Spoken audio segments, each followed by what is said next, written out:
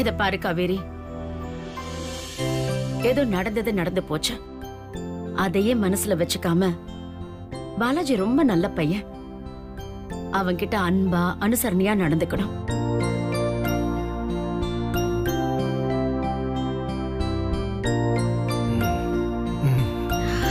உன் கல்யாணத்தை சீரும் சிறப்புமா நடத்தணும்னு ஆசைப்பட்டேன். தேவையில்லாத குழப்பத்துல எல்லாமே கெட்டு போச்சு.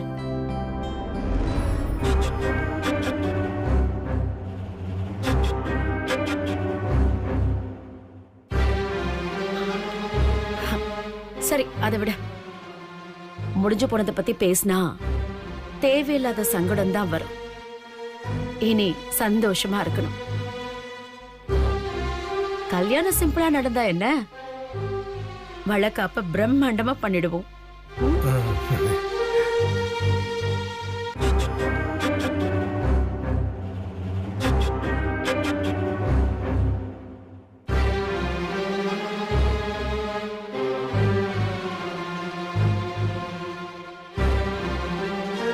அது ஒண்ணுதான் இப்ப கேடு. போய் 4 நாள்ல ஏதாச்சும் ஒரு பிரச்சனைய வளர்த்து திரும்ப இங்க வரனா இல்லையான்னு பாருங்க. அப்புறம் ரொம்ப முக்கியமான விஷயம், ஒருத்தருக்கு ஒருத்தர் விட்டு கொடுத்து போக பழகிக்கணும். உனக்கு தான் பாலாஜி. சரிங்கம்மா. சின்ன சின்ன சண்டைங்க வரும், ஆனா அதை பெருசாக்கி இடைவெளி விட்டுடக்கூடாது. உடனே யாராவது ஒருத்தர் இறங்கி வந்து பேசிடணும்.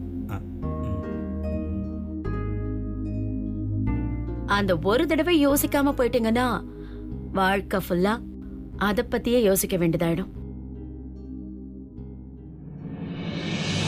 மொத்தத்துல நீங்க 2 பேரும் நல்லபடியா சந்தோஷமா வாழணுங்கிறது தான் என்னோட ஆசை.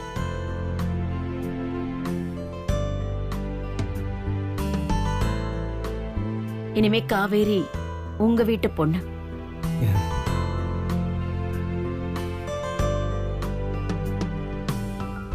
அவ தெரியாம ஏதாவது தப்பு பண்ணா கூட அவளை மன்னிச்சு நல்லது கெட்டத சொல்லிக் கொடுக்க வேண்டியது உங்க பொறுப்பு.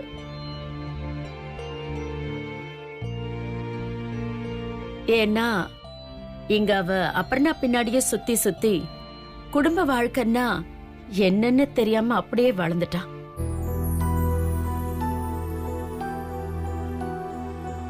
உண்மைதான், எதுவும் தெரியாது.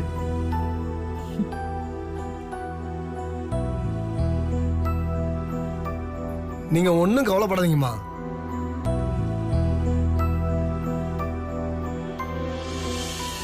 எங்களுக்கு பொண்ணு இல்ல, இனிமே காவேரி எங்க பொண்ணு மாறிமா. நல்லா பார்த்துப்ப. அதுக்கு எந்த குறை இல்லாம நாங்க பாத்துக்கிறோமா. ரொம்ப சந்தோஷம். இத பாரு, காவேரி பேக் எல்லாம் கொண்டு எல்லாம் வச்சுட்டேம்மா, இது மட்டும் தான் பாக்கி. எடுத்துட்டு போ. பாலாஜி அப்பா, 2 பேரும் அம்மா காலில் வந்து ஆசீர்வாதம் வாங்கிக்கோங்க. போங்க. வா, ஆசீர்வாதம் வாங்கிக்கலாம். 2 பேரும் சீரும் சிறப்புமா குழந்தை குட்டியோட எந்த குறையும் இல்லாம சந்தோஷமா வாழணும். எழுந்துருங்க, எழுந்துருங்க.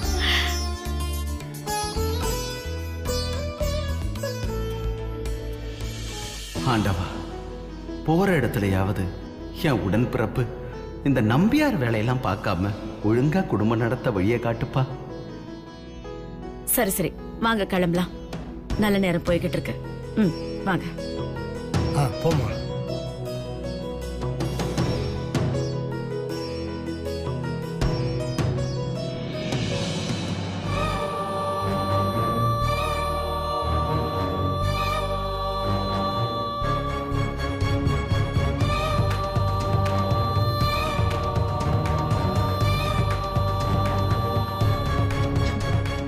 காவேரி, அதான் கிளம்ப சொல்லிட்டாங்கல்ல, அப்புறம் ஏன் இன்னும் இங்க நிக்கிற? போக மனசு வரலையா? ஏய் ஏய், நீயும் உங்க அண்ணியும் எங்க நிச்சயதார்த்தத்தை நிறுத்த என்னென்ன பிளான் பண்ணீங்க? அடுத்து கடைசியா எவ்வளவு ஒரு சீப்பான காரியத்தை பண்ணீங்க. நான் நினைச்சிருந்தா உங்க 2 பேரையும் ஜெயில தள்ளிருப்பேன்.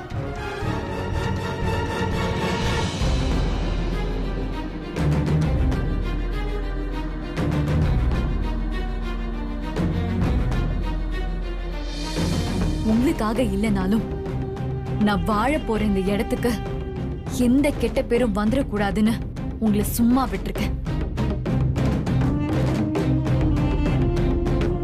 விடு மது.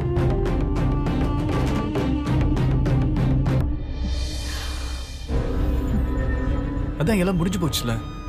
அவ கிளம்ப போற நேரத்துல ஏன் வீணா வம்பெடுத்துட்டு இருக்க? ரிஷி, நீ கொஞ்சம் சும்மா இரு. இன்னைக்கு துர்கா இல்லனா, போலீஸ் வந்து அவங்கள ஃப்ராடுன்னு சொல்லலனா என் நிலைமை என்னன்னு நீ யோசிச்சு பாத்தியா?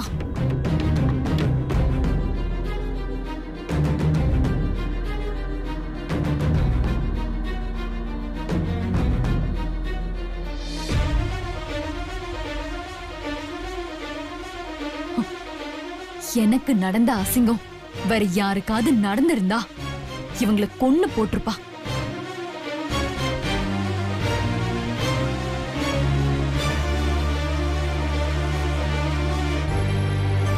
ஆமால, அவ கேக்குறதும் நியாயம்தான். அவளும் பொண்ணு தானே. அவளுக்கும் வெக்கம், மானம், சூடு, சொரணை எல்லாம் இருக்கும் தானே. அவ கேக்குறதுல ஒண்ணும் தப்பு இல்ல. ஏய், என்ன விட்ட ஓவரா பேசுற?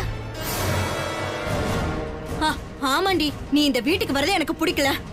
அதுக்காக தான் நான் இதெல்லாமே பண்ணேன்.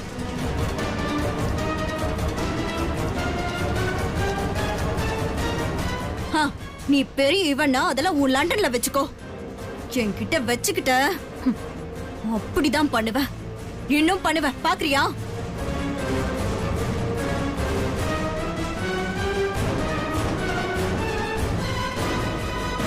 ஆரம்பிச்சிட்டாளுங்க. இவளுங்க திருந்தவே மாட்டாளுங்க. அண்ணி, இவளெல்லாம் சும்மாவே விடக்கூடாது அண்ணி. இவளை இந்தியாவை விட்டே விரட்டணும். ஹே அமுல் பேபி, ஒழுங்கா 1 வருஷத்துக்கு அப்புறம் அழகான ஒரு ஃபீமேல் பேபியை பெத்து அதை நல்லபடியா வளர்க்க பாரு.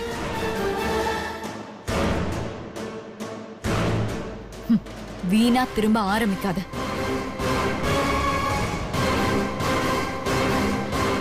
ஏன்னா நான் முதல்ல மாதிரி கிடையாது. அப்போ நான் சும்மா டைம் பாஸுக்கு உங்களை சமாளிச்சுட்டு இருந்தேன். ஆனா இன்னைக்கு நீங்க பண்ண காரியத்தினால உங்க மேல கொல்ல வெறியில இருக்கு.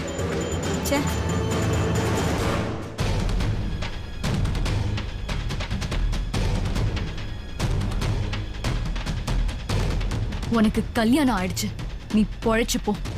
அதுவும் நான் பாலாஜிக்காக விடுறேன்.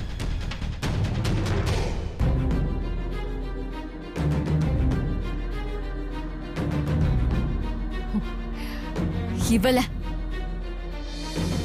இனி ஜென்மத்துக்கும் யாருக்கும் கெடுதல் பண்ணும் நினைக்காத அளவுக்கு இவளுக்கு ட்ரீட்மெண்ட் கொடுக்க போறேன்.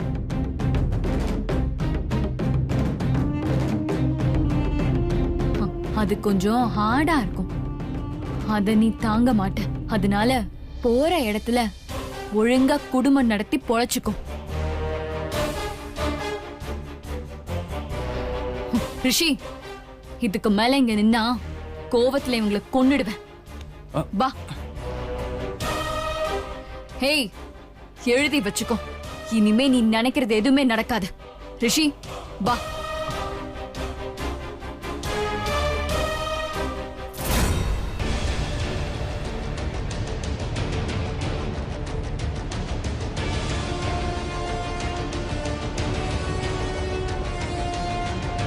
நான் நினைக்கிறது நடக்காதுதான், அதே மாதிரி நீ நினைக்கிறதும் நடக்காது. ஆமா நீ ரிஷி மாமா எனக்கு கிடைக்கலனாலும் பரவாயில்ல, ஆனா அந்த மதுவுக்கு கிடைக்கவே கூடாது.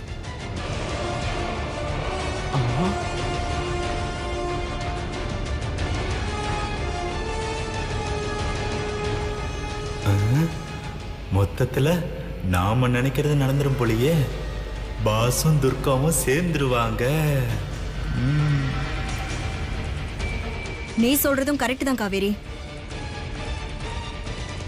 ரிஷி அந்த வேலைக்காரி துர்காவுக்கு கிடைச்சாலும் கிடைப்பானே தவிர துர்காவுக்கா? ஆனா இந்த லண்டன்காருக்கு கிடைக்கவே மாட்டான். அதுக்கான வேலையை நான் முதல்ல பாக்குறேன்.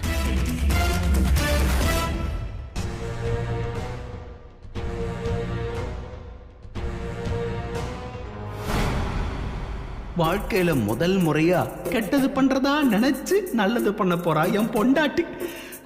இப்படியெல்லாம் நல்லது பண்ணாதான் உண்டு. என்ன பண்றது? மைண்ட் வயசா மாமா? வாழ்க்கை ஃபுல்லா மைண்ட் வயசை வச்சே ஓட்டுறீங்க. எப்படி வாயை விட்டுதான் 2 வார்த்தை பேச. ஆமா, இவர் பெரிய பேச்சு புலி. பேசி அப்படியே மழையா புழிஞ்சிருவாரு கருவாப்பையில. நீயும் மைண்ட் வாய்ஸ் தானடா பேசிட்டு இருக்க. அது என்ன ஏகத்தாளம் பண்றது? என்ன நீ சொல்றீங்க? ஆமா காவேரி, எத்தனை தடவை யோசிச்சாலும் அதுதான் கரெக்ட்னு தோணுது. துர்கா இந்த வீட்டுக்கு மருமகளா வந்தா நமக்கு அடங்கி இருப்பா.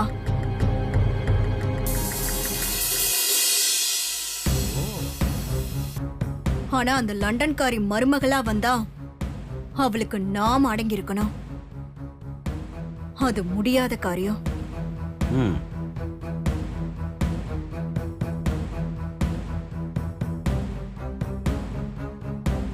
அதுவும் இல்லாம ரிஷிக்கு துர்காவை தான் பிடிச்சிருக்கு.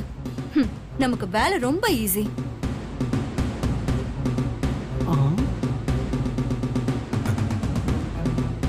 ஏன், அது உன் வீட்டுக்காரனுக்கு தெரியுமே. தெரியுமா?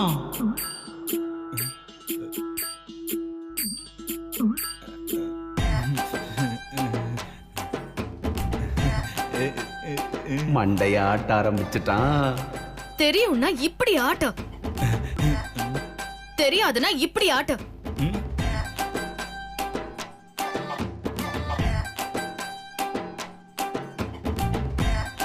வாடா என் மாப்பிள, கம்பெனிக்கு நமக்கும் ஒரு ஆடு சிக்கிடுச்சு. சரி சரி, நீ கிளம்பு. அம்மா வெளியே வெயிட் பண்றாங்க. பாலாஜி சீக்கிரம் வாங்க, டைம் ஆகுது. நான் சொன்னேன்ல, நீ போயிட்டு வா, நான் உனக்கு கால் பண்றேன். ஜாக்கிரதையா இரு, சரியா? சரிங்க அண்ணி, நான் போயிட்டு கால் பண்றேன். ஓகே, பண்ணு.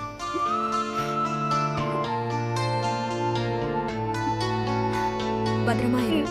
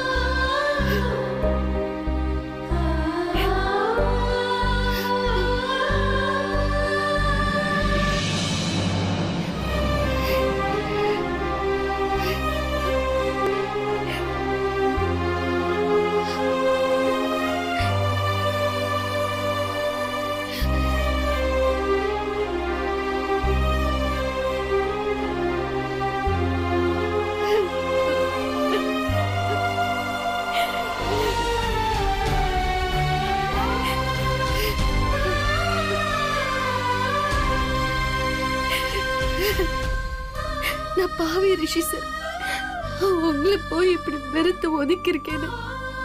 உங்க வாழ்க்கையில நான் வர்றதுக்கு 7 ஜென்மம் தவா இருந்திருக்கணும். இப்படி நீங்களே என்ன விரும்பி விரும்பி வந்தோம், நான் விலகி விலகி போயிருக்கேன்.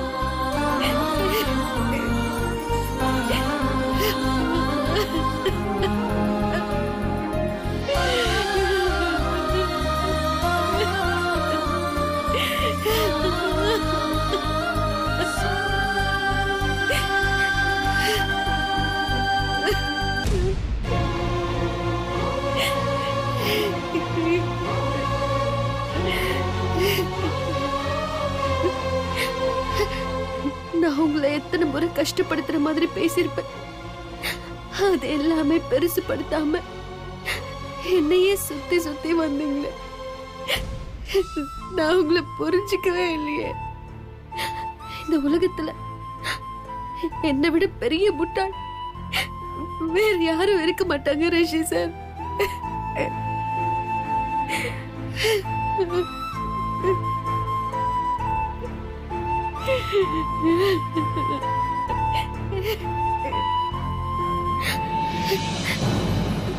இப்ப உடனே உங்களை பார்த்து கட்டி பிடிச்சு நான் தான் உங்க அமராவதின்னு எனக்கு தெரிஞ்சிருச்சு.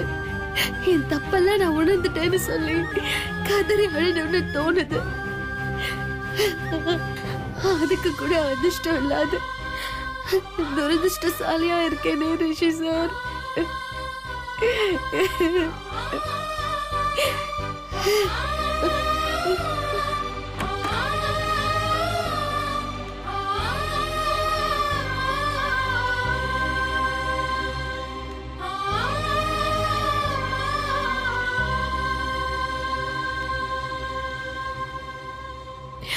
ரிஷி சார், இனி உங்களுக்காக நான் என்ன வேணாலும் செய்வேன் ரிஷி சார். அதை தடுக்க யார் வந்தாலும் நான் விட மாட்டேன்.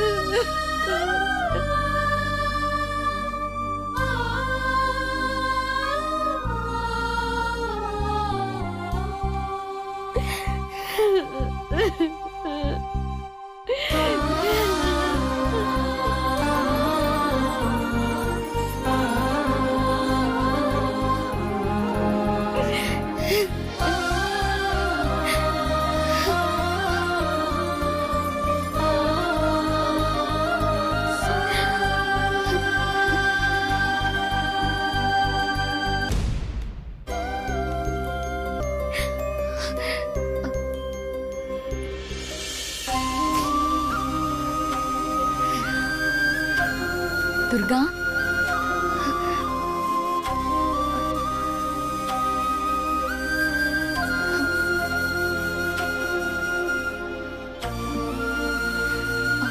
ஏய், என்ன துர்கா கண்ணெல்லாம் கலங்கி இருக்க?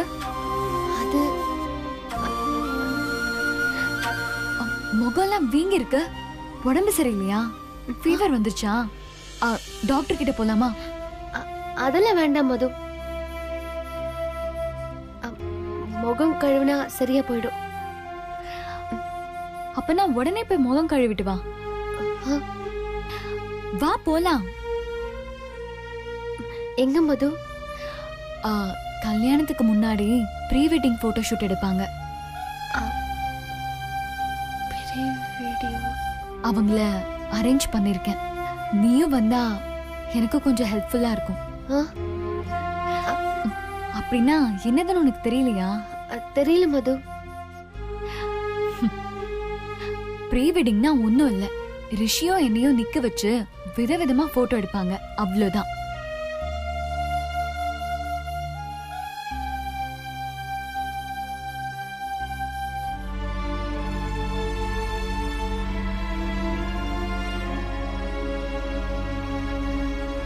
மது, நான் கண்டிப்பா வரணுமா? உனக்கு வேற எதுவும் வேலை இருக்கா என்ன? அதெல்லாம் ஒண்ணும் இல்ல, எனக்கு ரொம்ப தலைவலியா இருக்கு, அதான்.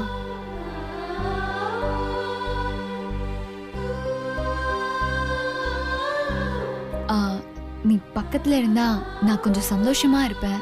போட்டோஸ்லயும் முகம் ஃப்ரெஷ்ஷா தெரியும், அதான் பார்த்தேன். சரி பரவாயில்ல மது, நான் வரேன். தலைவலிக்கு நான் ஏதாவது மாத்திரை சாப்பிட்டுக்கிறேன். அதான் துர்கா, சூப்பர். வா போலாம்.